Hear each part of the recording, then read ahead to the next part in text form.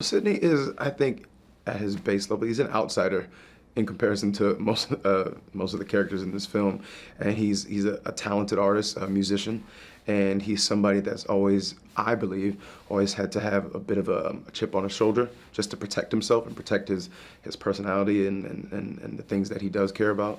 And in the moments in the film that we are able to see a kind of inside view of who Sydney is,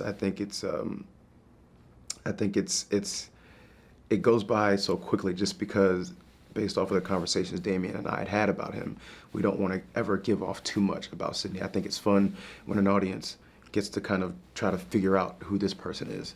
And I think most of the time that we do see Sydney in the film, it's this image that he's portraying to protect himself. But he ends up earning an opportunity in a weird way to get much more exposure and to become one of the first stars that are a person of color, and he's kind of trying to figure things out as he goes along because there is no one else that he can kind of look at to research and study as far as how to behave and how to carry himself in Hollywood. He's one of the first in this context of the story, so getting to play that, I guess, does give you a bit of creative license and freedom because in this world, in this universe, he's the earliest, the first. He's before Louis Armstrong. He's before Miles Davis. He's kind of the inception of the musical movie star. That's the thing that's been consistent in his life. Perhaps maybe not love or friendship or companionship, loyalty, whatever, but I know that in his heart, and again, these are among the conversations that me and Damien tried to have about Sydney, is that at the end of the day, he always has his music, he always has his horn. So as much as you get to see Sydney, whenever he's holding the trumpet, I wanted it to feel like that was like a piece of him. And that's something that he wasn't easily ready to, disregard or not pay attention to. I think the biggest obstacle for me was to remain focused because there were specific shots where Damien really wanted to zoom in on my playing. And if I just let my eyes wander or if I just took my focus off for a moment, you could run the risk of, one, being out of line of the mark that they really absolutely need you to be perfect on so that the camera's there, or the camera could hit you, which I did not want. I don't think anybody wanted that. So I was trying my best just to center myself and focus. This is a person who's a minority who's coming into a predominantly white industry, and he's, I think more than anything, Manny and Sydney connect just off of the pure hunger of survival and wanting to be able to take care of themselves and to possibly take care of their families. I think Sydney respects that. I don't think Manny is the type of person, at least when they first meet, that's going to try to pull a veil over your eyes. I think he's a straight shooter. He's hungry and he's intuitive and he's clever, but I think that there's definitely a connection of respect for Sydney towards Manny and vice versa, I think. My coach that I ended up bringing on, Dan Fanero, brilliant trumpet player, so brilliant, but more importantly, so patient with me because it's so hard learning an instrument if you don't read music. So we really had to find a practical way of him transcribing the music for me, which again, brilliantly composed by Justin, who I'm also a fan of. So it's really cool to get to play some of the songs off of a soundtrack from somebody who I've listened to all of his soundtracks. It's really cool. But yeah, we found a number system for the valves and just being able to learn it by visual memory. So my teacher would play it on a high definition camera, and it would be in person. I'd be there in person, but I would take the videos home, take the music home, and just have to learn it and commit it to memory, watching it over and over and over and over and over and over and over again until I was sick of the song.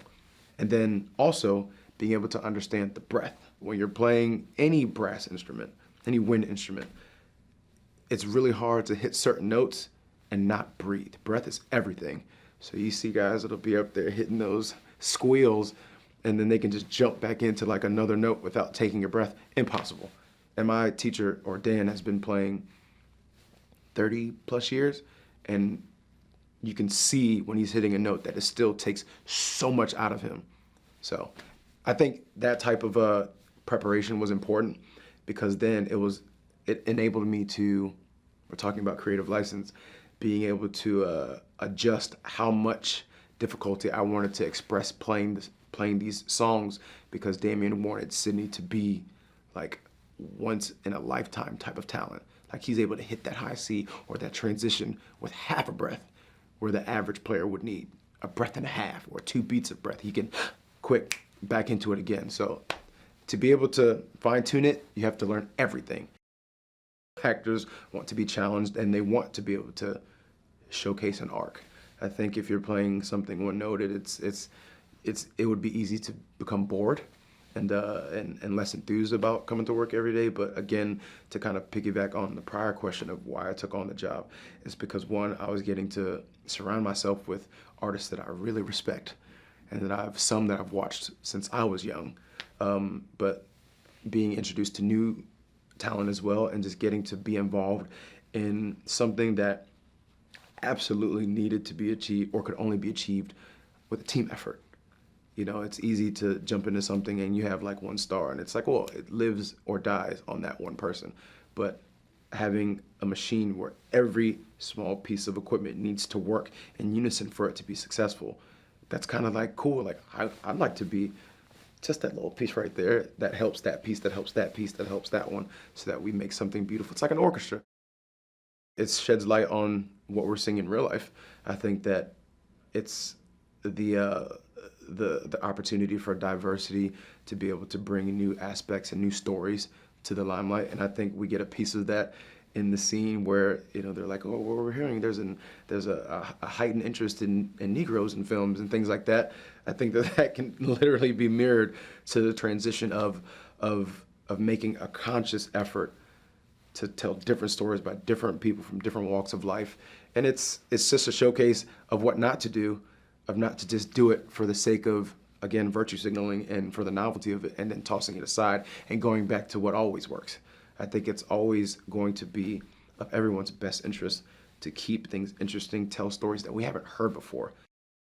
Justin knows I'm a fan. And again, me being obsessive and a perfectionist, which is just the worst way to be. It's good because you know that you'll always push yourself, but then sometimes it's to a fault because you just never are satisfied. And I would just always Justin, how was that? Justin, if it's wrong or if I missed a note, I would like to know. And he would be like, no, it's great. And then I'd be like, and he'd be like, oh.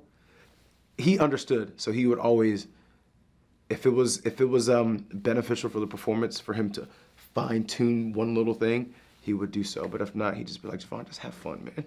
Play the music that you know.